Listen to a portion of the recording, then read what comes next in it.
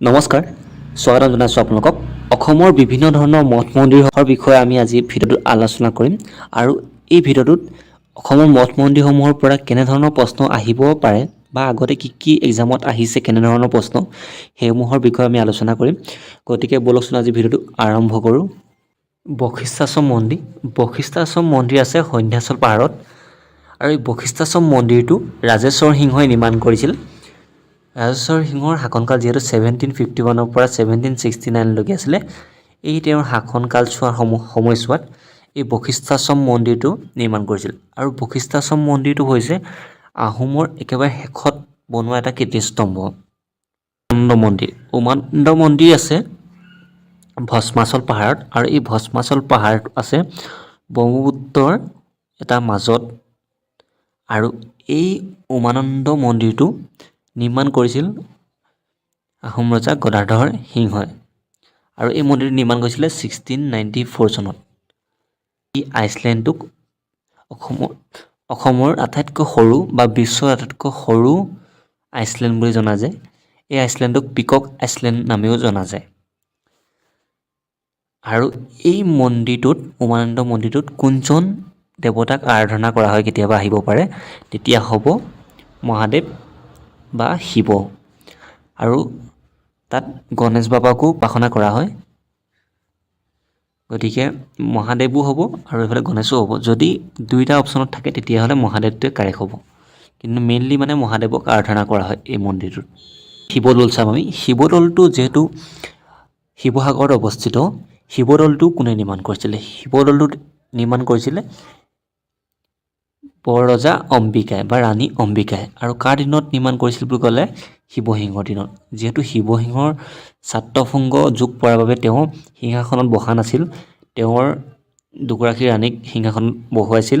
তাৰ এগৰাকী বৰৰজা আছিল অম্বিকা, তেওঁৰ দ্বিতীয়গৰাকী পত্নী। তেওঁৱে এই শিৱদৌলটো নিৰ্মাণ কৰিছিল 1731 চনত। নীলাচল পাহাৰত অৱস্থিত কামাখ্যা মন্দিৰ। কামাখ্যা মন্দিৰটো পুনৰ নিৰ্মাণ কৰিছিলে নৰনাৰায়ণে পুনৰ নিৰ্মাণ কৰিছিলে 1569 চনত। আৰু এই কামাখ্যা মন্দিৰটো নীলাচল পাহাৰত অৱস্থিত। ৰুদ্ৰেশ্বৰ মন্দিৰ আহোম ৰজা প্ৰমত্ত সিংহই নিৰ্মাণ কৰিছিলে 1749 চনত। আৰু তেওঁ যিহেতু প্ৰমত্ত সিংহৰ পিতৃৰ নাম আছিলে ৰুদ্ৰসিংহ, আৰু এই ৰুদ্ৰসিংহৰ স্মৃতিতে তেওঁ ৰুদ্ৰেশ্বৰ মন্দিৰ নিৰ্মাণ কৰিছিল। মহাভৈৰৱ মন্দিৰ, তেজপুৰৰ যিটো মহাভৈৰৱ মন্দিৰ আছে, এই মহাভৈৰৱ মন্দিৰটো সেই সময়ত বান ৰজাই নিৰ্মাণ কৰিছিল। আৰু এই মহাভৈৰৱ মন্দিৰটোত মহাদেৱ শিৱক আৰাধনা কৰা হয়। নামদাঙৰ শিলৰ সাঁকো হৈছে ৰুদ্ৰসিংহই নিৰ্মাণ কৰা এডাল সাঁকো, যিটো সাঁকো এটা শিলৰ মাজত কাটি পিনে বনোৱা হৈছিল 1703 চনত। আৰু এই নামদাঙৰ শিলৰ সাঁকোটো 37 ৰাষ্ট্ৰীয় ঘাইপথত নামদাং নামে নদীৰ ওপৰত নিৰ্মাণ কৰা আছে। ধোদৰ আলি গদাধৰ সিংহই নিৰ্মাণ কৰিছিলে 1681 পৰা 1695। তেওঁৰ যি শাসনকাল আছিল, এই শাসনকালৰ সময়ছোৱাত ধোদৰ আলি নিৰ্মাণ কৰিছিল গদাধৰ সিংহই। জয়সাগৰ পুখুৰী হৈছে এছিয়াৰ ভিতৰত আটাইতকৈ ডাঙৰ পুখুৰী। আৰু এই পুখুৰীটো মাক জয়মতীৰ স্মৃতিত ৰুদ্ৰসিংহই নিৰ্মাণ কৰিছিলে 1696 চনত। আহোম ৰজা ৰুদ্ৰসিংহই কামাখ্যা মন্দিৰলৈ যোৱাৰ যি ষ্টেপখিনি নৰকাসুৰে নিৰ্মাণ কৰিছিল। তলাতল ঘৰ, শিৱসাগৰত অৱস্থিত তলাতল ঘৰ নিৰ্মাণ কৰিছিল আহোম ৰজা ৰাজেশ্বৰ সিংহই। তেওঁৰ যি শাসনকাল 1751 পৰা 1769, এই শাসনকালৰ সময়ছোৱাতে ৰাজেশ্বৰ সিংহই তলাতল ঘৰ নিৰ্মাণ কৰিছিল। কাৰেংঘৰ, গড়গাঁৱত অৱস্থিত কাৰেংঘৰ নিৰ্মাণ কৰিছিলে ৰাজেশ্বৰ সিংহই 1752 চনত। শুক্ৰেশ্বৰ মন্দিৰ প্ৰমত্ত সিংহই নিৰ্মাণ কৰিছিল 1744 চনত। 1744 চনত প্ৰমত্ত সিংহই এই শুক্ৰেশ্বৰ মন্দিৰ নিৰ্মাণ কৰিছিল।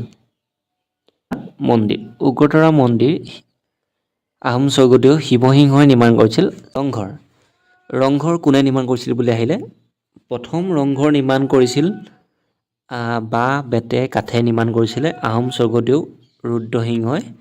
তাৰপিছত বৰ্তমান স্থিত যি ৰংঘৰ এই ৰংঘৰটো নিৰ্মাণ কৰিছিল আহোম স্বৰ্গদেউ প্ৰমত্ত সিংহই 1746 চনত।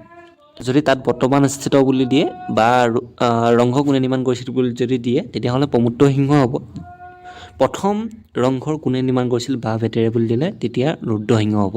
আপোনালোকে গুৰুত্ব দিব কথাটো। আৰু এই ৰংঘৰতে আহোম স্বৰ্গদেউ ৰুদ্ৰসিংহই প্ৰথম বিহুক মৰ্যাদা প্ৰদান কৰিছিল আৰু বিহুক মানে ধুমধামেৰে পালন কৰা হৈছিল ৰংঘৰৰ বাকৰিত।